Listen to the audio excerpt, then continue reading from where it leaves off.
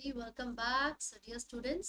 आज हम स्टार्ट कर रहे हैं क्लास 11th का chapter number 2, that is biological classification.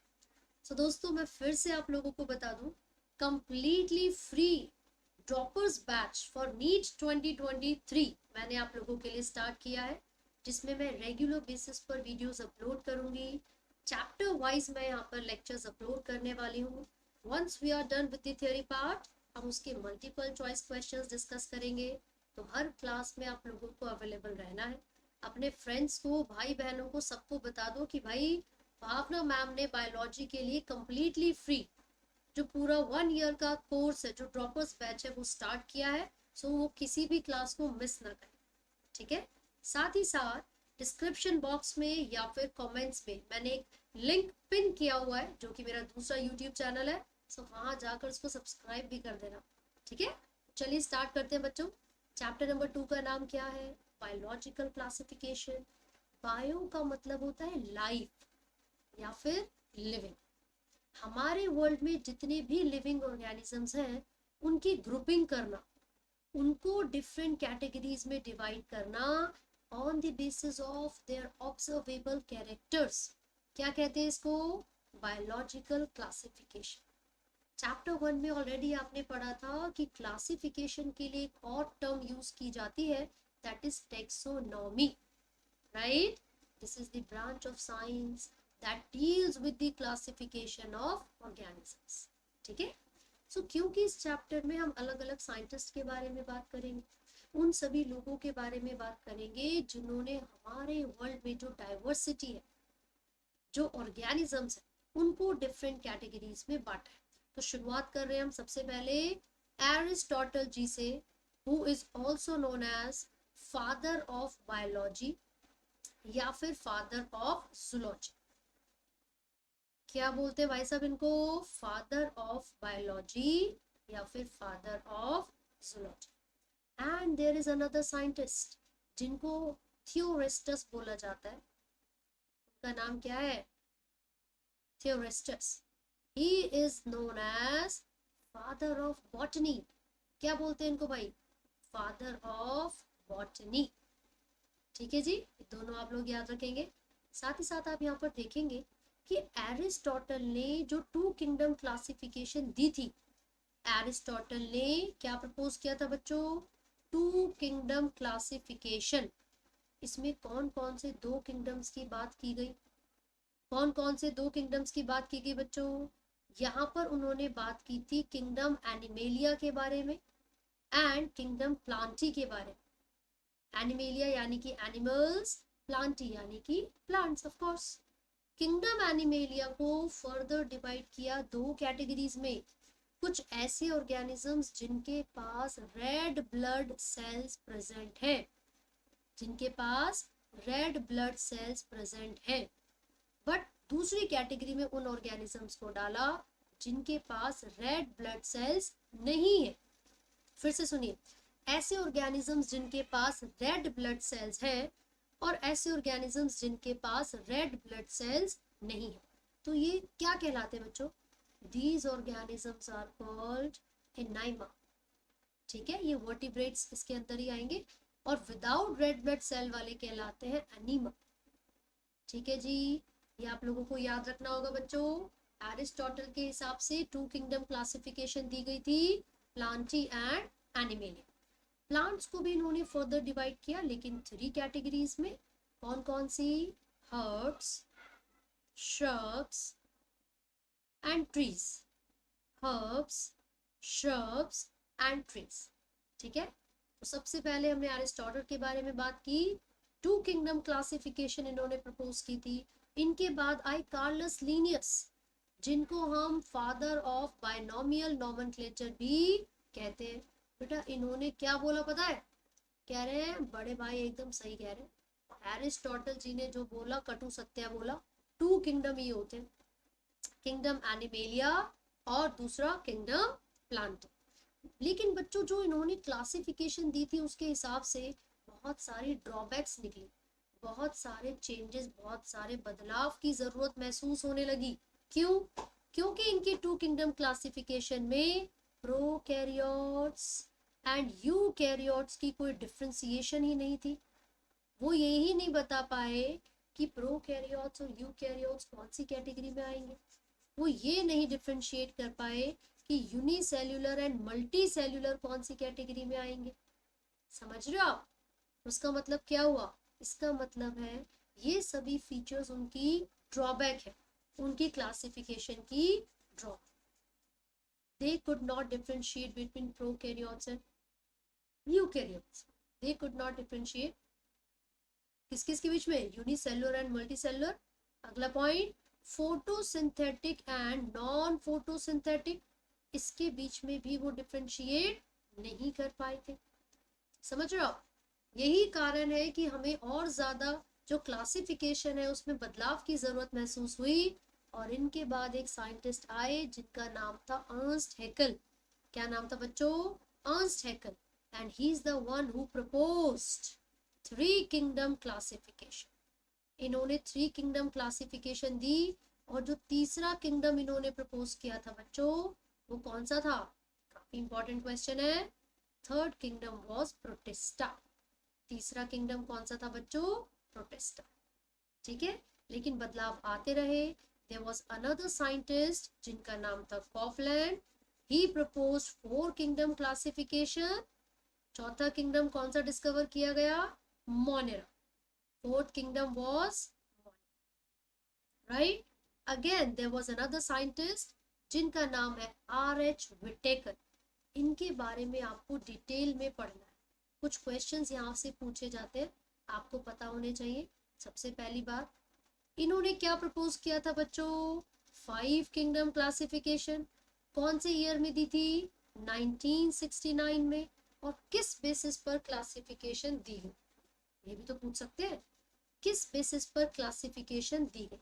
अब ये बहुत इंपॉर्टेंट क्वेश्चन है, ध्यान से देखिए। आपकी एनसीईआरटी के हिसाब से सेल स्ट्रक्चर, बॉडी ऑर्गेनाइजेशन यानी कि थैलस ऑर्गेनाइजेशन, थैलस का मतलब अनडिफरेंशिएटेड बॉडी होता है बच्चों, organisation, mode of nutrition, mode of nutrition, reproduction and phylogenetic relationship. Phylogenetic का मतलब होता है बच्चों इवोल्यूशनरी रिलेशनशिप। क्या मतलब होता है इसका? Evolutionary relationship. ठीक है, तो इसका मतलब ये हुआ कि जो डिफरेंट ऑर्गेनिजम्स है ना, हमने यहाँ पर उनको क्लासिफाई किया था कुछ स्पेसिफिक कैरेक्टर्स के आधार पर। जैसे कि आर.एच. विटेकर जी ने बोला कि टोटल 5 किंगडम्स होते हैं और उन पांचों को जब हम क्लासिफाई करेंगे तो इन बेसिस पर करेंगे। बट अब मेरा क्वेश्चन ध्यान से सुनेगा, which of the following was not the main basis of classification? तो उसमें आपका आंसर होगा mode of reproduction, not the main basis of classification. तो आपका आंसर क्या होगा भाई? Reproduction, not the main basis of classification में रिप्रोडक्शन। एंड मेन बेसिस कौन था भाई? इतने सारे 5 फैक्टर्स मैंने आपको बता दिए, लेकिन उन पांचों में सबसे इंपॉर्टेंट फीचर कौन सा था जिसके आधार पर हम ऑर्गेनिजम्स को डिफरेंशिएट कर पा रहे थे? That was mode of reproduction. तो कौन सा था बच्चों? Mode of nutrition, mode of nutrition. ठीक है, चलिए, तो ये कुछ फीचर्स हमने पढ़े, कुछ क्वेश्चंस इसके बेसिस पर जो हमसे पूछे जा सकते हैं वो हम यहाँ पर डिस्कस कर रहे हैं। आपको ये याद होना चाहिए, आपको ये पता होना चाहिए। ठीक है जी। नाउ द क्वेश्चन इज, पांचवा किंगडम था कौन सा? भाई मोनेरा हो गया, प्रोटिस्टा हो गया, आपने प्लांटी और एनिमेलिया पहले ही पढ़ लिया। So what was the name of fifth kingdom? That was kingdom fungi. कौन सा था बच्चों वो? किंगडम फंजाई यानी कि फंगस। क्लियर हो गई बात? चलो, सो आर.एच. विटेकर ने 5 किंगडम क्लासिफिकेशन में जिस फिफ्थ किंगडम के बारे में बात की है वो था किंगडम फंजाई। और बेटा जो फंगस होते हैं ना, इनकी जो सेल वॉल होती है वो चिटिन से बनी होती है, काइटिन भी हम उसको प्रोनाउंस कर सकते हैं। और इसका जो कंपोजिशन है वो आपको याद रखना है।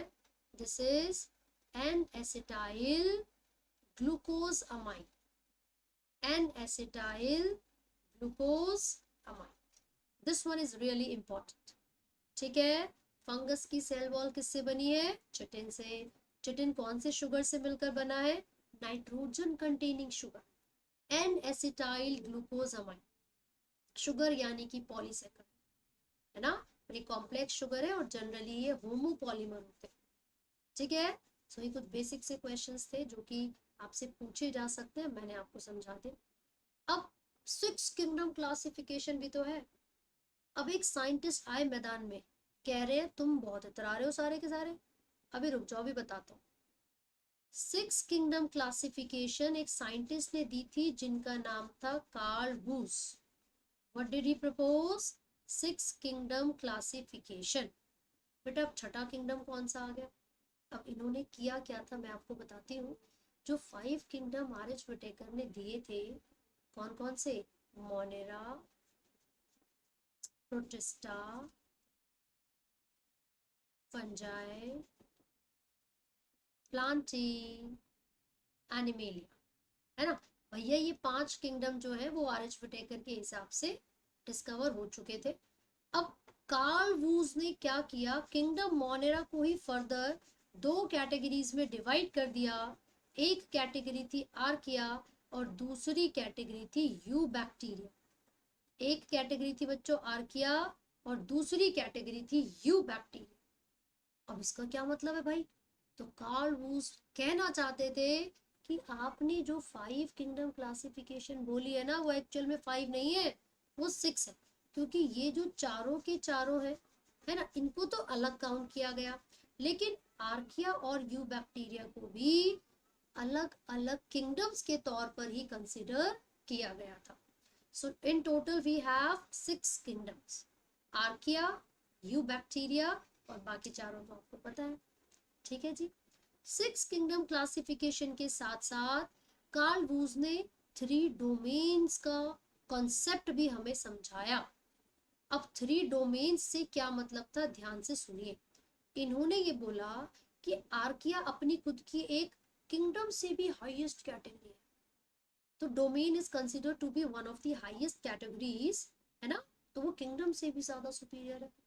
ठीक है, तो कार्ल वूज के हिसाब से पहली डोमेन तो थी आर्किया, दूसरी डोमेन थी बैक्टीरिया, कौन सी? यू बैक्टीरिया, और तीसरी डोमेन में ये सभी ऑर्गेनिजम्स आते हैं जो कि यूकैरियोट्स, जो कि यूकैरियोट्स।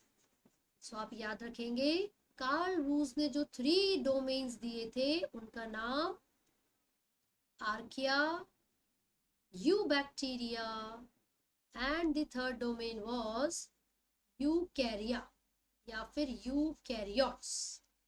क्लियर होगी बात? अब क्वेश्चन कोई पूछेगा मैडम ऐसा कैसे यार, मैम ये कैसे हुआ, किस बेसिस पर उन्होंने ये क्लासिफिकेशन दी, तो हम क्या बोलेंगे? कौन सा कलर लूं? ब्लैक ले लीजिए। तो हम बोलेंगे 16S rRNA।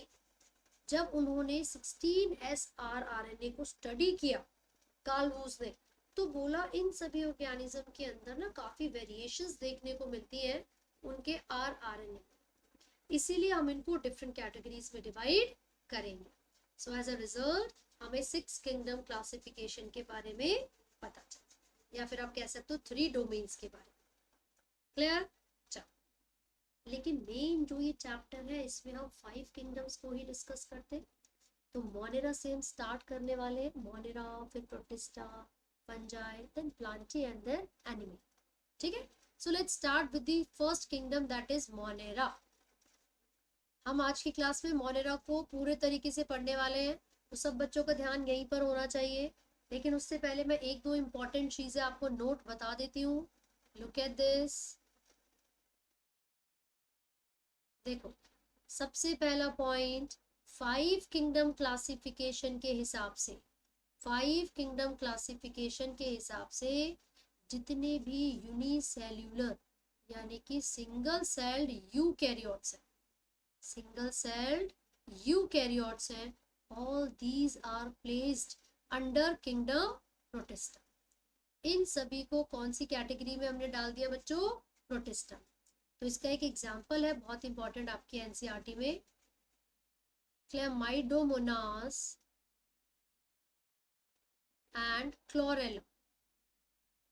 क्लोरेला, ठीक है बेटा, ये दोनों ही ऐसी एल्गी हैं, ये दोनों ही क्या है, एल्गी हैं, जिनको पहले एल्गी यानी कि प्लांट में डाला गया था, लेकिन 5 किंगडम क्लासिफिकेशन के हिसाब से, क्योंकि ये दोनों भी सिंगल सेल यूकेरियोट्स हैं, तो किंगडम प्रोटिस्टा में डाल दिया गया अलोंग विथ किसके साथ, हाँ जी, अमीबा, पैरामीशियम एटसेट्रा। ठीक है जी, चलो एक तो ये हो गया। दूसरा, क्योंकि समय समय पर न्यू ऑर्गेनिजम्स, न्यू स्पीशीज की डिस्कवरी होती रहती है, so time to time we need to change और modify the modes of classification. अलग अलग तरीके से हम ऑर्गेनिजम्स को क्लासिफाई करते हैं और अलग अलग समय पर भी क्लासिफाई करते रहते हैं, ठीक है। चलिए, सो बेटा किंगडम मोनेरा में सबसे पहली चीज, the sole members of this kingdom are bacteria. इस किंगडम में सिर्फ और सिर्फ बैक्टीरिया आते हैं। ये अबंडेंट है, अबंडेंट का मतलब है बहुत सारी, हर जगह पर मिल सकते हैं, हर जगह पर आपको ये अवेलेबल हो जाएंगे, है ना। हंड्रेड्स ऑफ बैक्टीरिया आपको मिल जाते हैं, हंड्रेड्स ऑफ बैक्टीरिया आपको मिल जाएंगे एक मुट्ठी भर रेत में, एक मुट्ठी भर रेत में, समझ रहे हो, 1 हैंडफुल सॉइल में आपको हंड्रेड्स ऑफ बैक्टीरिया मिल सकते हैं। मैक्सिमम न्यूट्रिशनल डाइवर्सिटी इनकी होती है बच्चों, मैक्सिमम न्यूट्रिशनल डाइवर्सिटी इनकी होती है, ठीक है। काफी ज्यादा मात्रा में आपको यहाँ पर बदलाव देखने को मिलेंगे। वैसे तो ये बिल्कुल माइक्रोस्कोपिक है, सिंगल सेल्ड है, प्रोकैरियोट है, सिंगल सेल्ड है, प्रोकैरियोट है। प्रोकैरियोट मतलब नो वेल डिफाइंड न्यूक्लियस, है ना। स्ट्रक्चर तो बड़ा सिंपल है इनका, लेकिन बिहेवियर बड़ा कॉम्प्लेक्स है। एक पॉइंट मैं यहाँ पर ऐड कर रही हूँ, दे हैव, या फिर they are simple in structure, simple structure, but behaviour कैसा है, complex behaviour, complex behaviour, complex behaviour. तो आप लोग याद रखेंगे बच्चों, इन ऑर्गेनिज्म का स्ट्रक्चर तो कैसा होता है, सिंपल होता है, लेकिन बिहेवियर कॉम्प्लेक्स होता है। They have simple structure but complex behaviour, ठीक है। ये बहुत ज्यादा अलग अलग शेप्स पे आपको मिल जाएंगे, जैसे कि स्पेरिकल दिख रहे हैं आपको, इस शेप को कहते हैं कोकस, गोल गोल है। दूसरा आपको रॉड शेप्ड बैसिलस भी मिल जाएंगे, क्या बोलते हैं इसको, रॉड शेप्ड बैसिलस, ठीक है। तीसरा, कुछ ऐसे भी बैक्टीरिया होते हैं जिनके पास फ्लैजिलम प्रेजेंट है, जो लोकोमोशन कर सकते हैं, है ना। तो बेटा ये क्या कहलाएंगे, इनको बोलते हैं स्पायरिला या फिर spirillum. And the last one is comma shaped vibrio. Last one कौन से है, कॉमा शेप्ड विब्रियो, विब्रियो, ठीक है। सो आपको याद रखना है कि किंगडम मोनेरा में बैक्टीरिया आते हैं, सिंगल सेल प्रोकैरियोट्स है, अबंडेंट है, हंड्रेड्स ऑफ बैक्टीरिया होते हैं हैंडफुल ऑफ सॉइल में, इनके पास मैक्सिमम न्यूट्रिशनल डाइवर्सिटी, ये इंपॉर्टेंट है। They are simple in structure but complex behaviour होता है, they are simple in structure लेकिन बिहेवियर बहुत ही कॉम्प्लेक्स होता है। साथ ही साथ एक्सटेंसिव, एक्सटेंसिव मेटाबॉलिक डाइवर्सिटी को ये शो करते हैं। मैंने बोला ना, दिखने में बड़े मासूम से हैं, लेकिन बहुत ज्यादा मात्रा में केमिकल रिएक्शंस भी इनके अंदर चलते रहते हैं, राइट। बेटा ये ऑटोट्रॉपिक भी हो सकते हैं और हेट्रोट्रॉपिक भी, ऑटोट्रॉपिक भी हो सकते हैं और हेट्रोट्रॉपिक भी हो सकते हैं, लेकिन मेजॉरिटी में, majority of bacteria are heterotrophs, ये याद रखना है बच्चों, majority of bacteria are heterotrophs. Autotroph में आपको दो कैटेगरी मिल जाती है, फोटोसिंथेटिक एंड कीमोसिंथेटिक। क्या मतलब है कीमोसिंथेटिक का, व्हाट डज इट मीन।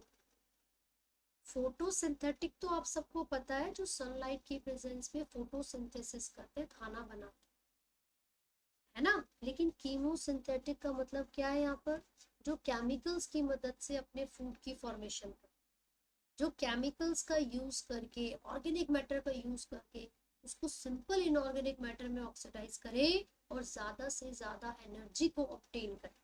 ठीक है, तो ऐसे जो बैक्टीरिया होंगे वो कहलाएंगे कीमो ऑटोट्रॉपिक।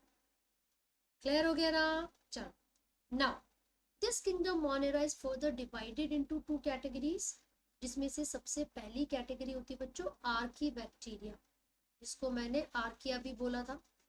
आर्की बैक्टीरिया जिसको मैंने आर्किया भी बोला था बेटा, ये ओल्डेस्ट लिविंग बीइंग है। ये क्या है? ओल्डेस्ट लिविंग बीइंग है, सबसे पहली चीज। दूसरा, एक्सट्रीम हार्श कंडीशन में भी सरवाइव कर सकते हैं, एक्सट्रीम हार्श कंडीशन में आपको मिल जाएंगे, है ना। और तीसरा condition, let me just erase it, give me a second, यहाँ पर क्या आएगा? डी।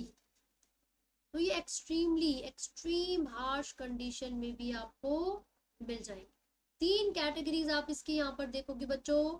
सबसे पहली कैटेगरी है थर्मो एसिडोफाइल्स।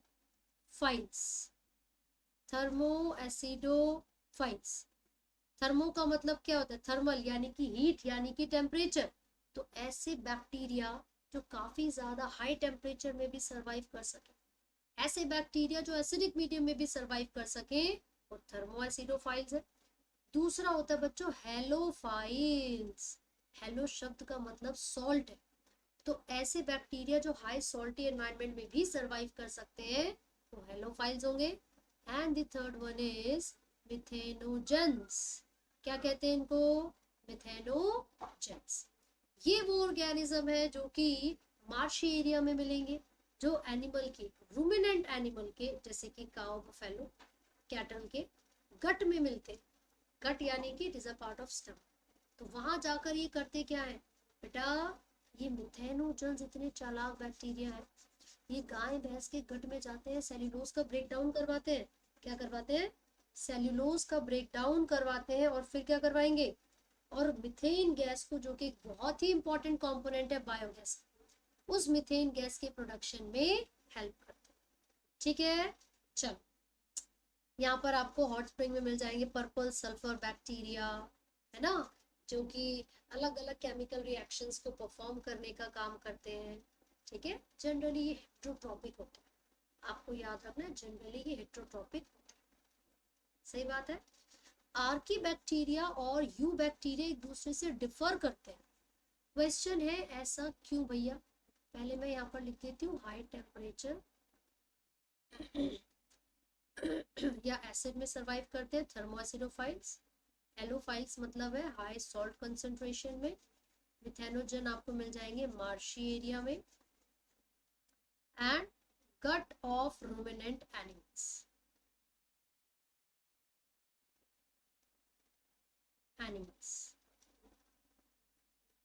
सही बात है, चलो बहुत अच्छे। आगे देखो, जो सबसे इंपॉर्टेंट डिफरेंस आता है वो आता है सेल वॉल में।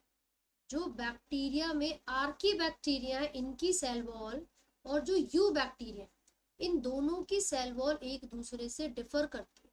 इन दोनों की सेल वॉल एक दूसरे से डिफर करती है। आर्की बैक्टीरिया में जो सेल वॉल होती है बच्चों, आर्की बैक्टीरिया में जो सेल वॉल है वो सूडोम्यूरिन से बनी है, सूडोम्यूरिन से बनी, यानी कि major composition of this cell wall is pseudomurein. जबकि यू बैक्टीरिया, जिसको हम ट्रू बैक्टीरिया भी कहते हैं, इनकी सेल वॉल में जो मेजर कंपोनेंट होता है बेटा वो पेप्टिडोग्लाइकेन है। पेप्टिडोग्लाइकेन, समझ में आया? पेप्टिडोग्लाइकेन। और क्योंकि इनकी सेल वॉल रिजिड होती है, इसलिए इनको ट्रू बैक्टीरिया भी कहा जाता है। They are also known as true bacteria. So अगर कोई आपसे क्वेश्चन पूछेगा कि आर्की बैक्टीरिया और यू बैक्टीरिया एक दूसरे से डिफर करते हैं तो ऐसा क्यों, तो आप बताएंगे भैया इनकी सेल वॉल का अंतर है ना। दोनों की जो सेल, अगर कई बार सेल वॉल नहीं होता ऑप्शन में तो सेल मेम्ब्रेन होता। ठीक है, तो ये आपका आंसर हो जाएगा, राइट। अब अगला प्रश्न जो पूछा जाता है बच्चों वो क्या है? अब वो ये पूछ लेते हैं कि इनके पास, बैक्टीरिया के पास अपने टोटल जेनेटिक मटेरियल के अलावा भी कुछ एक्स्ट्रा क्रोमोसोमल सर्कुलर डीएनए है, उसको क्या कहते हैं, है ना, या फिर इनकी जो मेम्ब्रेन है उसको क्या बोलेंगे। बहुत सारे क्वेश्चंस आपसे पूछे जा सकते हैं। सो लुक एट दिस, मान लीजिए ये बैक्टीरियल सेल, इसकी जो सेल वॉल है बेटा, वो यहाँ पे पूरी जो एनवलप है, बैक्टीरिया का जो सेल एनवलप है वो 3 लेयर्स से मिलकर बना है, जिसमें सबसे अंदर वाली जो लेयर होती है उसको ग्लाइकोकैलिक्स कहते हैं। बैक्टीरिया का जो सेल एनवेलप है वो 3 लेयर्स से मिलकर बना है, जिसमें सबसे अंदर वाली लेयर को ग्लाइकोकैलिक्स कहते हैं। और अगर ग्लाइकोकैलिक्स के सारे सेल्स लूजली पैक्ड होते हैं बच्चों, है ना, अगर ग्लाइकोकैलिक्स के सेल्स लूजली पैक्ड है, so this is also known as slime layer. इसको क्या बोलते हैं, स्लाइम लेयर। और शायद आप लोगों को पता होगा कि जो स्लाइम शब्द है वो स्टिकीनेस के लिए यूज हो रहा है, तो उसका मतलब है ये क्या करवाती है, ये स्टिकीनेस प्रोवाइड करवाती है बैक्टीरिया के सेल, ठीक है। जबकि अगर ग्लाइकोकैलिक्स के सारे सेल्स टाइटली अरेंज्ड होंगे, अगर इसके सारे सेल्स टाइटली पैक्ड होंगे बच्चों, तो इसको हम नाम देंगे कैप्सूल। क्या नाम देंगे, कैप्सूल, ठीक है। तो glycocalyx is followed by cell wall. अब यहाँ पर क्या प्रेजेंट है, cell wall. Now tell me what is the function of cell wall.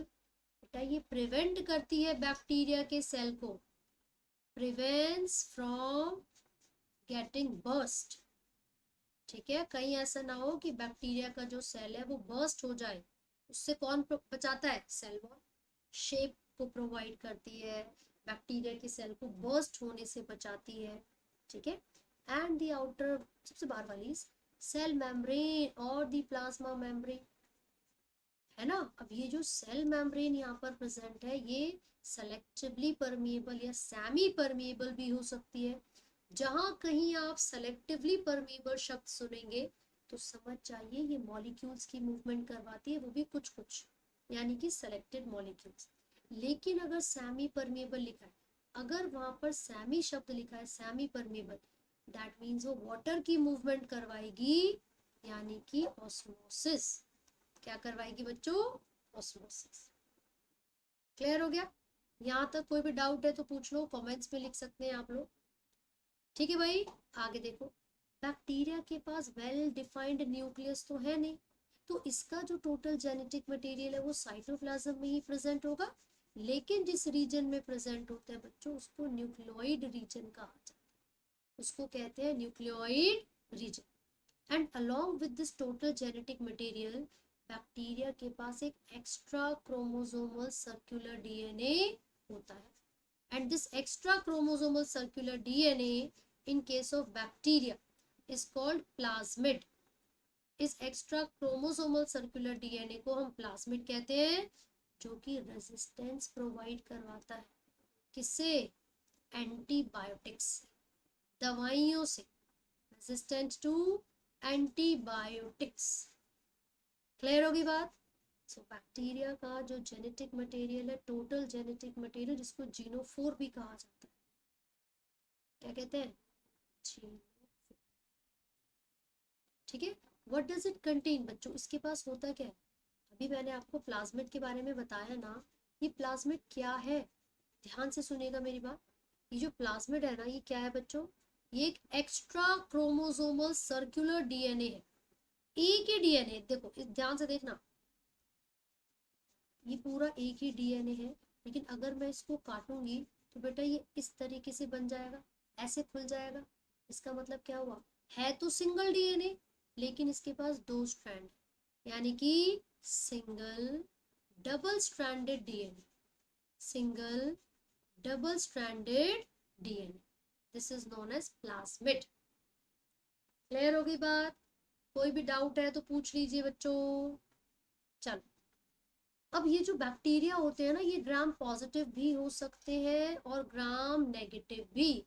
Scientist थे ग्राम, इन्होंने बोला बैक्टीरिया को अगर हम डाई करते हैं, स्टेन करते हैं, विजुअल पर्पल डाई या फिर वॉलेट स्टेन का अगर हम यूज कर रहे हैं, स्टेन का अगर हम यूज कर रहे हैं, है ना, तो ऐसे बैक्टीरिया जो इजीली केमिकल को एब्जॉर्ब कर पा रहे हैं, जो इजीली स्टेन को एब्जॉर्ब कर पा रहे हैं बच्चों, उनको हम ग्राम पॉजिटिव बैक्टीरिया कहते हैं। ठीक है, जो कि अल्कोहल में डिप करने के बाद भी स्टेन को नहीं छोड़ रहे।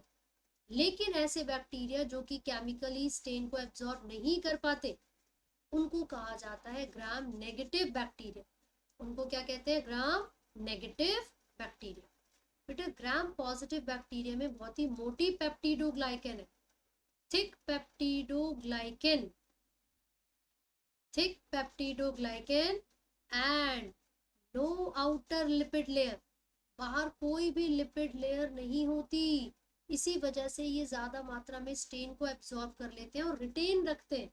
ऐसा नहीं होता कि अल्कोहल में रखा तो सारा स्टेन गायब। ठीक है, जबकि ग्राम नेगेटिव जो बैक्टीरिया है, बहुत ही थिन यानी कि पतली सी पेप्टिडोग्लाइकेन होती है with outer lipid layer, with outer lipid layer.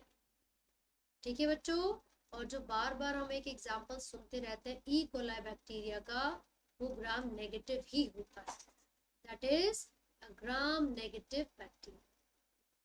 ठीक है, समझ में आ रहा है? अच्छे क्वेश्चंस बनते हैं इस पर से, आपको पता होना चाहिए। वॉयलेट, क्रिस्टल वॉयलेट डाई को हम यूज करते हैं, है ना, या विजुअल पर्पल डाई लिखा हुआ होता है। क्यों वो एब्जॉर्ब कर पा रहे हैं और क्यों वो एब्जॉर्ब नहीं कर पा रहे हैं, ये सब भी पता होना चाहिए आपको। ठीक है, किसकी सेल वॉल किससे बनी है, राइट। आगे देखो, बैक्टीरिया के पास एक थ्रेड लाइक स्ट्रक्चर होता है बेटा, जिसको फ्लैजिला कहते हैं, इसको कहते हैं फ्लैजिला। और फ्लैजिला के 3 पार्ट्स होते हैं, ये बेसल बॉडी, ये हुक और ये filament. Basal body, basal body, hook and filament. ठीक है, बेसल बॉडी डायरेक्टली बैक्टीरिया की बॉडी के साथ फ्यूज्ड है, और जो फिलामेंट है वो एक ऐसा स्ट्रक्चर जिसकी मदद से वो क्या करेगा भाई, लॉन्ग इलोंगेटेड स्ट्रक्चर, मैंने उल्टा लेबल कर दिया, so sorry, just give me a second. ये ऊपर वाला हुक है और नीचे वाली filament. Now this is hook, जिसकी मदद से वो होल्ड करके रख सकता है, अटैचमेंट कर सकता है किसी भी एक पर्टिकुलर रुके हुए ऑर्गेनिज्म, पत्थर, चट्टान से, है। और filament is the longest part, और जिस प्रोटीन से मिलकर ये फ्लैजिला बना है उसको फ्लैजिलिन कहते हैं। This is called flagellin. ठीक है, जिस प्रोटीन से मिलकर बैक्टीरिया का फ्लैजिला बना है उसको फ्लैजिलिन कहा जाता है, राइट। आगे देखो बच्चों, साथ ही साथ में 2 और स्ट्रक्चर्स आपको बता रही हूँ फ्लैजिला के अलावा। एक तो फ्लैजिला हो गया, दूसरा स्ट्रक्चर होता है फिम्ब्रे, है ना, फिम्ब्रे। और तीसरा स्ट्रक्चर होता है पिलाई।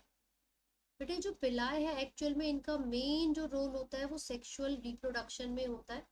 ठीक है, लेकिन जो फिम्ब्रे है वो ब्रश बॉर्डर लाइक स्ट्रक्चर्स हैं, थ्रेड लाइक स्ट्रक्चर्स हैं, जो कि एक्चुअल में अटैचमेंट प्रोवाइड करवाते हैं किसी सबस्ट्रेटम से।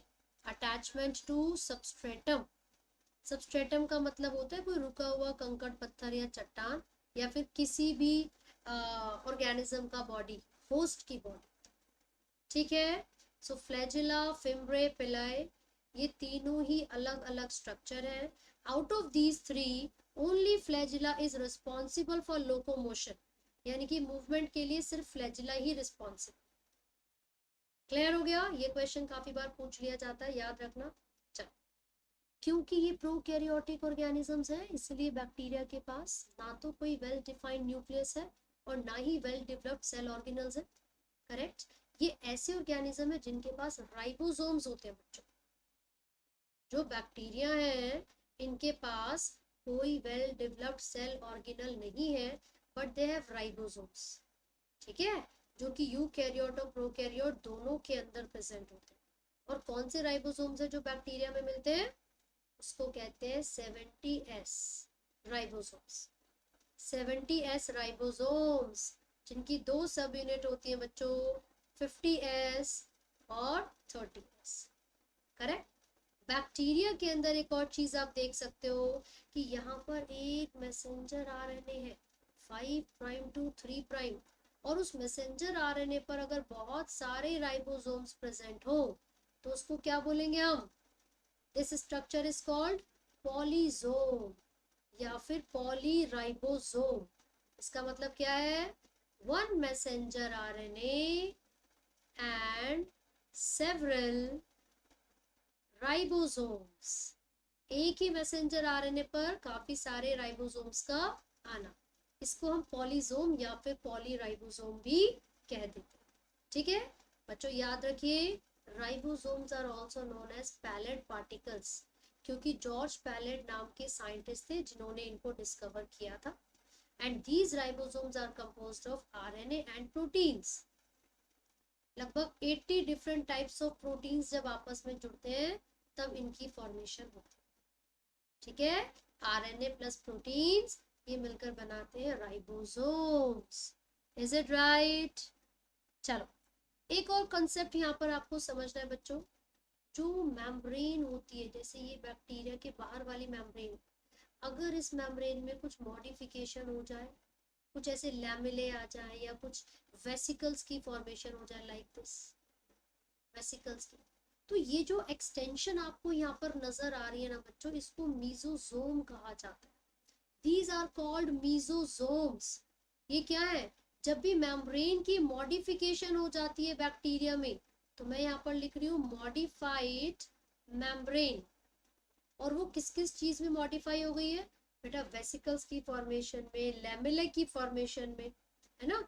तो जब भी कभी प्लाज्मा मेम्ब्रेन या cell membrane of bacteria gets modified into some extensions like vesicles, lamellae etcetera, तो क्या होगा? उस लेयर को, उस मॉडिफाइड लेयर को हम बोलेंगे मीसोसोम। बहुत सारे अलग अलग फंक्शन ये करती है ना। ये DNA replication and daughter cell की डुप्लीकेशन में हेल्प करेगी। ठीक है जी, distribution into the daughter cell. ये आपके एंजाइम की एक्टिविटी को बढ़ाती है, एंजाइम एक्टिविटी को बढ़ाती है। सरफेस एरिया इंक्रीज कर देती है ताकि वो अपनी एक्टिविटी परफॉर्म कर सके, है ना।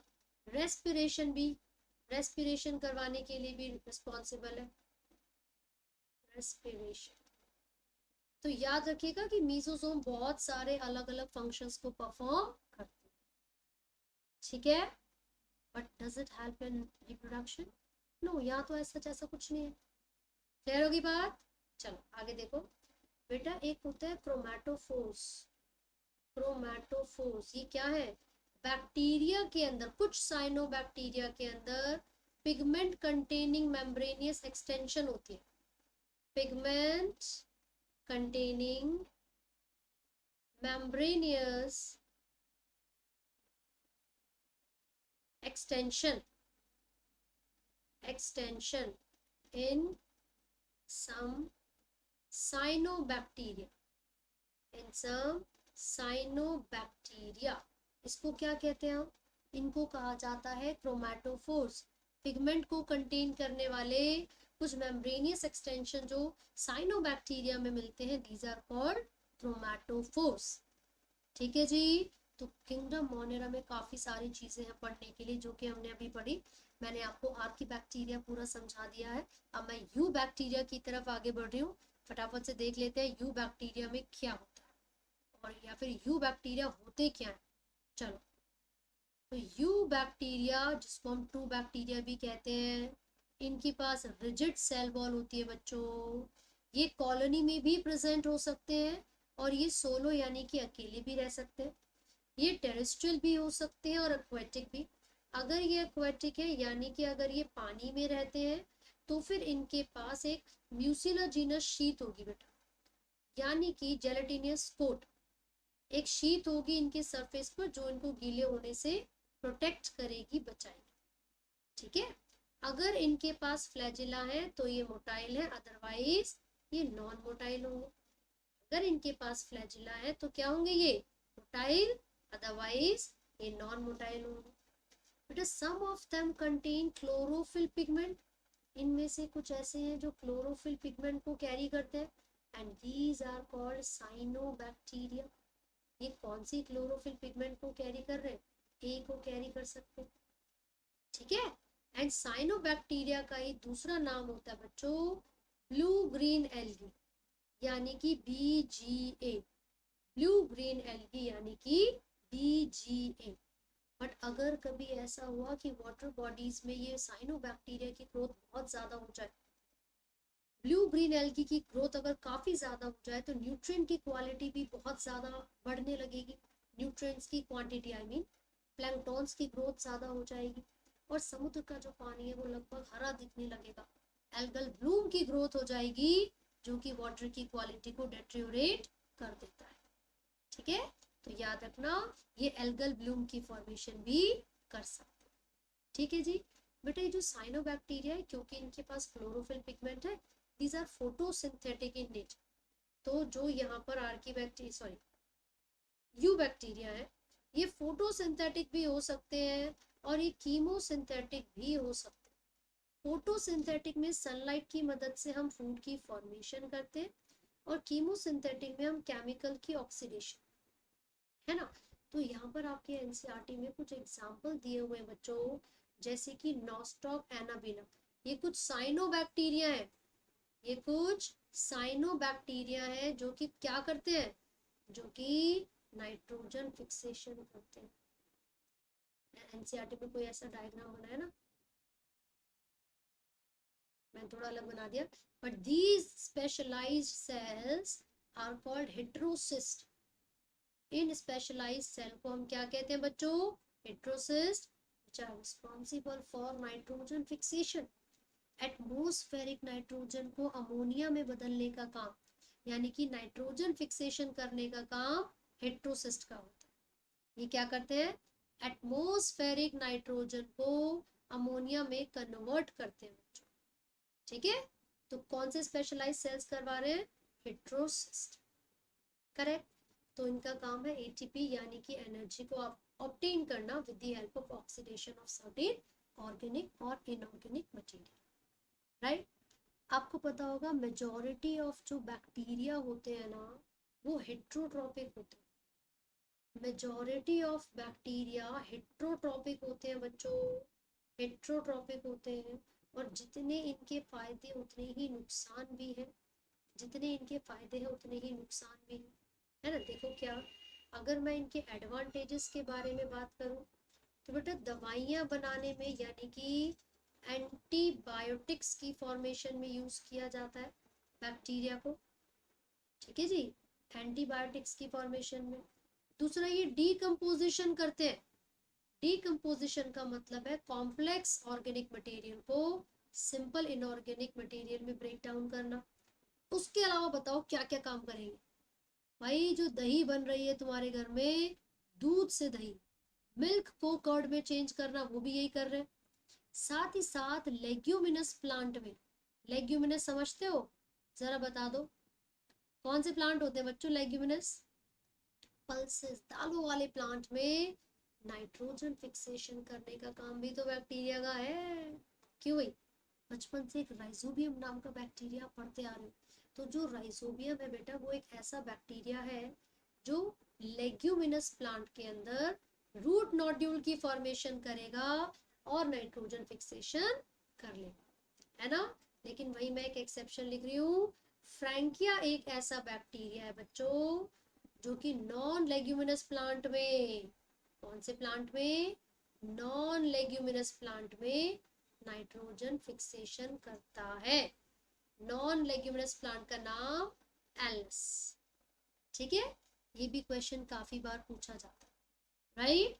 साथ ही साथ राइजोबियम बैक्टीरिया के पास ऐसा क्या है जो वो नाइट्रोजन फिक्सेशन कर सके, नाइट्रोजिनेज एंजाइम है, जो कि एनएरोबिक कंडीशन में ही इजीली अपने एक्टिविटी को परफॉर्म कर सकता है। इसीलिए इसके पास एक पिगमेंट होती है बच्चों जिसको लेग हीमोग्लोबिन कहा जाता है। लेग मतलब लेग्यूमिनस, ठीक है, और वो ऑक्सीजन स्कैवेंजर होती है। उसे पता है कि राइजोबियम को नफरत है ऑक्सीजन से, तो वो भगा देती है ऑक्सीजन को, ताकि राइजोबियम नाइट्रोजन फिक्सेशन आसानी से कर सके। क्लियर हो गई बात। साथ ही साथ आयरन एंड मोलिब्डेनम, ये दोनों ऐसे एलिमेंट हैं जो कि नाइट्रोजिनेज एंजाइम के लिए एक बहुत ही इंपॉर्टेंट कंपोनेंट की तरह काम करेंगे। ठीक है बच्चों, तो आपने एडवांटेजेस देख ली किसकी, यू बैक्टीरिया की। कौन कौन सी, एंटीबायोटिक्स बनाते हैं, डीकम्पोजिशन करते हैं दूध को दही में, और नाइट्रोजन फिक्सेशन। क्लियर है? लेकिन बेटा ये बीमारियां भी तो बहुत सारी करवाते हैं, जो बैक्टीरिया है वो बहुत सारी डिजीजेस यानी कि बीमारियां भी तो करवाते हैं। जैसे कि कौन कौन सी बीमारियां होती बैक्टीरिया से, लिख के बताओ कमेंट्स में।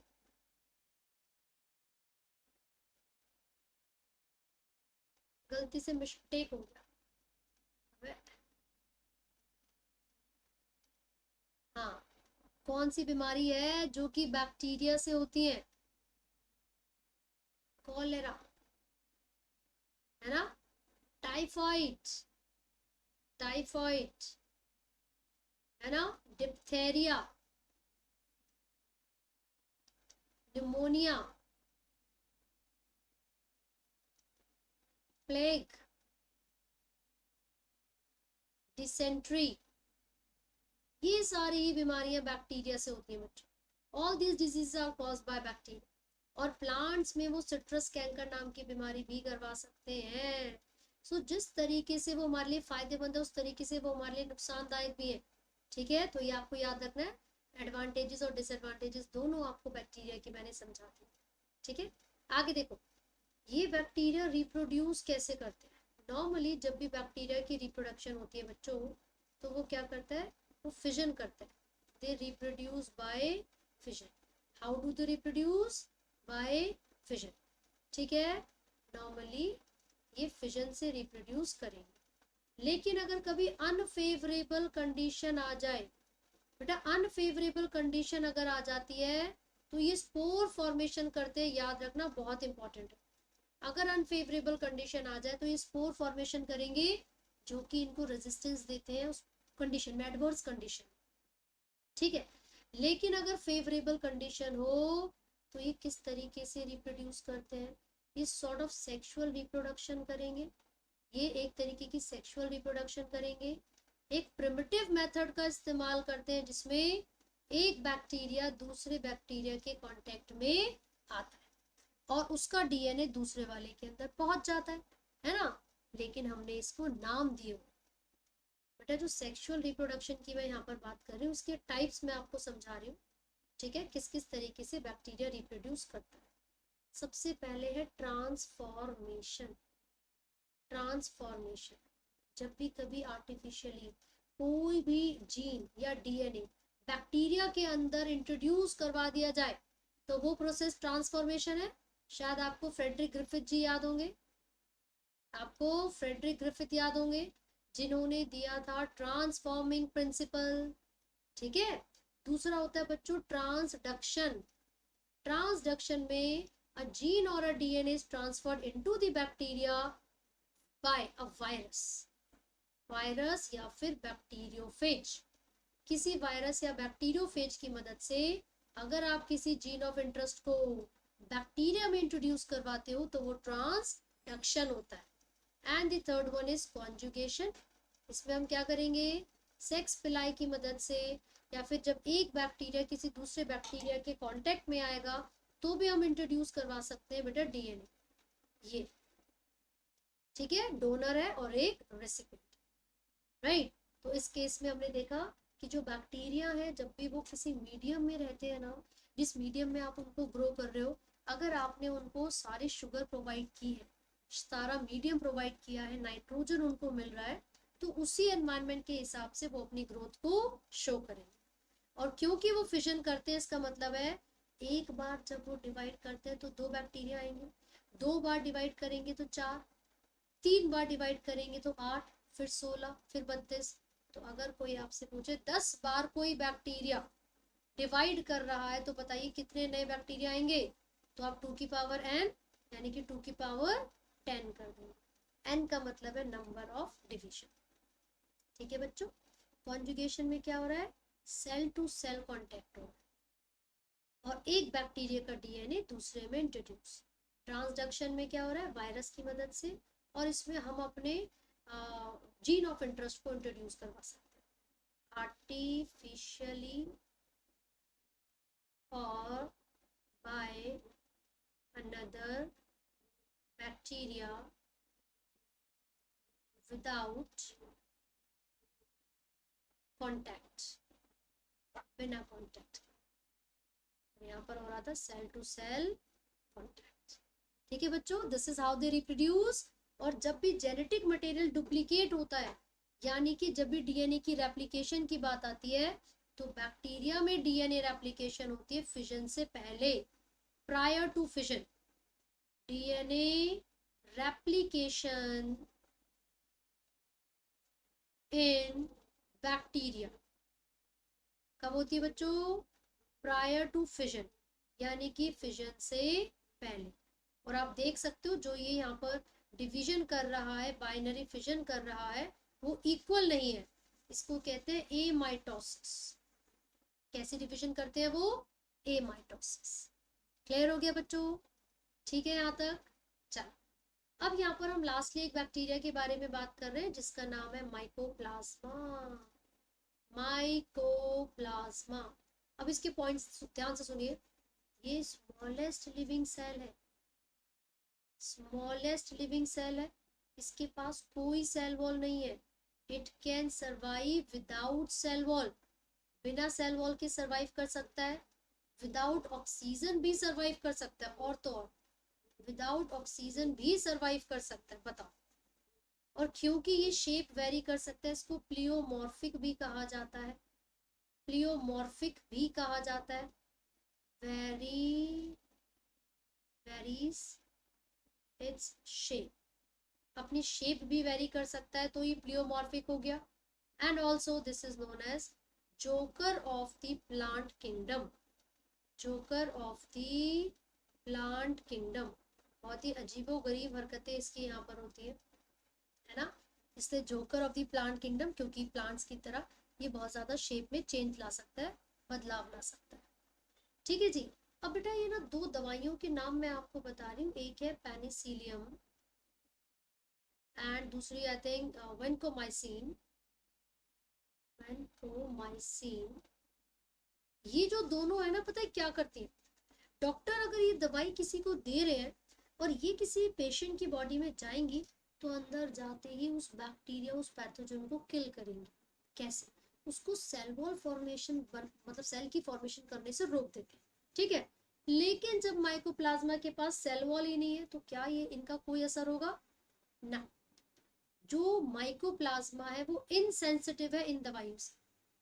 Do not affect mycoplasma. Mycoplasma, इसका मतलब है माइकोप्लाज्मा कैसा है? इनसेंसिटिव है। ये अगर दवाइयां आ भी गई तो माइकोप्लाज्मा को कोई फर्क नहीं पड़े। Insensitive to penicillin. ठीक है जी। चलो अब एक दो पॉइंट्स मैं आपको नोट में यहाँ पर लिखवा रही हूँ, ध्यान से सुनिएगा।